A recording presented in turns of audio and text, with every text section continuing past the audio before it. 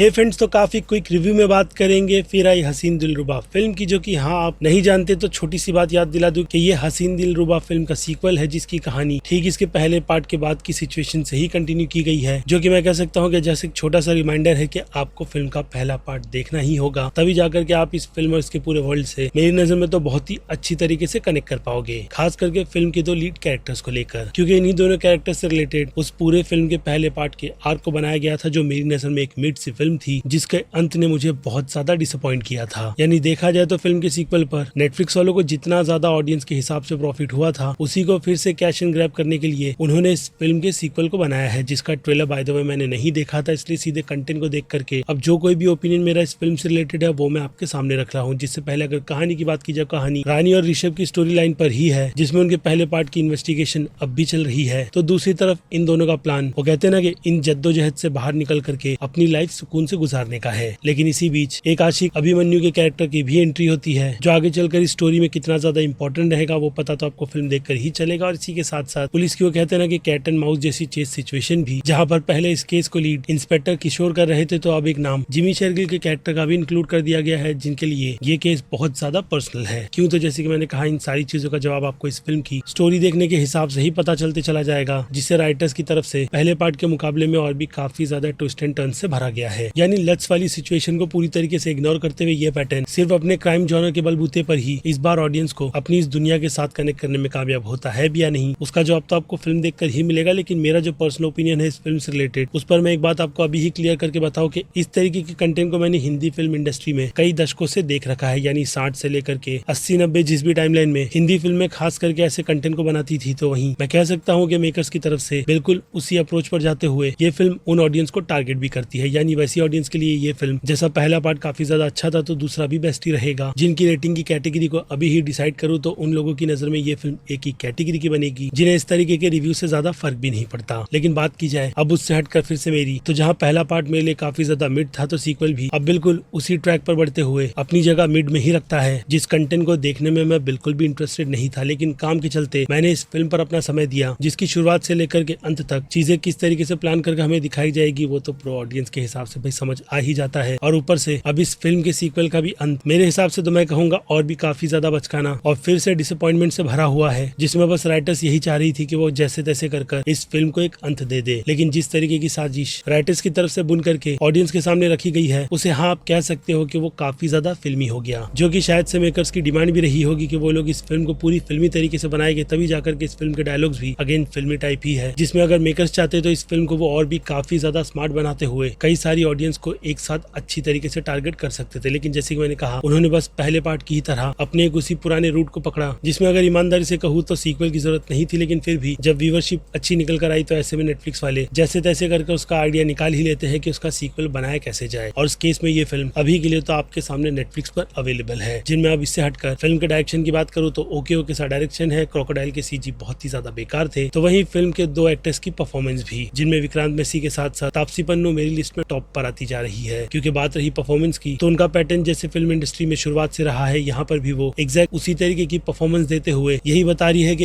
Acting के नाम पर उनसे बस इतनी ही एक्टिंग होती है, जिसके चलते अगर उनके बीच की केमिस्ट्री बाकी दोनों एक्टर्स के साथ भी दिखानी हो, तो उनमें भी किसी भी तरीके का भाव निकल करके नहीं आता है। और यही सिचुएशन आपको इस पूरी फिल्म में भी देखने के लिए मिल जाएगी। यानी राइटर्स की तरफ से बस ट्विस्ट एंड टर्न पर ध्यान देते हुए इन सारी ही चीजों को पूरी तरीके से इग्नोर कर दिया गया, जिसके चलते अगर फिल्म के कैरेक्टर के साथ में कुछ भी हो, तो हाँ मैं कह सकता हूँ कि आपको वो चीजें बिल्कुल भी फील नहीं होगी। जहाँ तक पहुँचने तक आपको ये चीज तो काफी संतुष्ट कर देती है कि अंत में कौन जीतेगा और कौन हारेगा। क्योंकि बात रही पुलिस की, तो उन्हें इस फिल्म के यूनिवर्स में पहले से भी काफी ज्यादा डम बना दिया गया है, जो कि इस नए शहर और इसकी नई लोकेशन में कैप पहने हुए ऋषभ को ढूंढ नहीं पाते। लेकिन खैर अब मेकर्स ने इस तरीके का प्रोडक्ट बना करके दे दिया है, तो वो कहते हैं ना कि आप कर ही क्या सकते हैं, जिसमें अगर बैठ करके गलती निकाली जाए तो वो हजारों निकलेगी, जिस रास्ते मुझे लगता है कि जाना भी नहीं चाहिए। इसलिए सीधे मुद्दे से बिल्कुल भी ना भटकते हुए अब मास ऑडियंस को छोड़ क्रिटिक्स की बात की जाए, तो हाँ कुछ क्रिटिक्स भी इस फिल्म को अपनी ठीक ठाक सी कैटेगरी में रख करके मुझे लगता है कि बी की कैटेगरी में तो रख ही सकते हैं, जिसमें इस बार ये फिल्म फर्स्ट पार्ट की तरह बी की कैटेगरी तो नहीं, लेकिन मेरी नजर में B- की कैटेगरी में आती है। और मैं चाहूंगा कि आप मेकर्स इसके विजन को और आगे बिल्कुल भी कंटिन्यू ना करे, क्योंकि जितना जूस उन्हें सीक्वल के तौर पर निकालना था वो असल मायने में वो लोग पूरी तरीके से निकाल चुके हैं। जिन सब पर मैंने अपना ओपिनियन आपको दे दिया है, बाकी अब बस्ती है आपकी राय, जो कि आप मुझे कमेंट में लिख कर बताइएगा। बाकी मैं हूँ Aziz, movie stock show channel like share subscribe भूलना मत। मिलूंगा जल्दी दूसरी किसी वीडियो में। Till then